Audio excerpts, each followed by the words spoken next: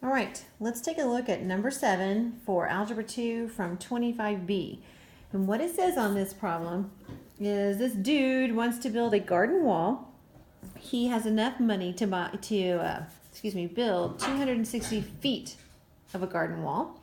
He wants the maximum area. So that's what we have to figure out. And he's going to use one side of his house for part of the wall. So he only needs these 3 sides. So realize if I call these my width, I would call this my length. And in order to figure this out, I know that I would want to find the perimeter.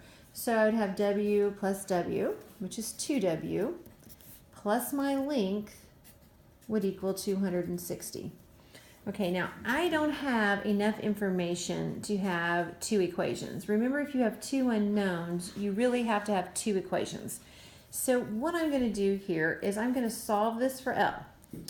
So if I solve this for L, I'm going to move my 2W to the other side. So I've got 260 minus 2W. So I'm going to take this, what L equals, and I'm going to substitute it in right here. And that way I only have one variable.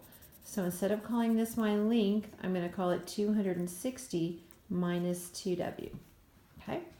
Now we want the largest maximum area, and we know for a rectangle, the way you find area is length times width.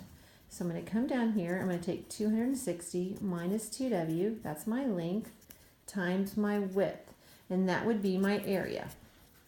Okay, so if I multiply that out, notice that gives me 260W minus 2W squared. So I would probably rewrite this in descending order. So that's 2W squared plus 260W. What I notice about this is that this is a parabola. Okay, notice only one variable is squared. So it's a parabola that's going to actually open down. Okay, so if I could find the vertex, think about this. If you find the vertex of a parabola, you've got the maximum point. So if I can find this maximum point, that's actually going to give you my maximum value for W. I know, it's a little tricky. Now there's 2 ways you can do this. You can either complete the square. I'm actually going to use the little trick that I taught you guys to use negative B over 2A to find my maximum vertex, not my maximum vertex, just to find my vertex. So notice this one's the opposite of B, so that would be negative 260 all over 2 times A. A here is negative 2. So that's going to give me negative 260 over negative 4. Use your calculator, and I believe that gives you 65. So here my X, which in this case it's really my W, is 65.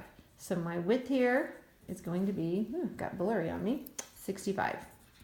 And then just plug in 65 right here, and that will for your W. So I'm going to get 260 minus 2 times 65.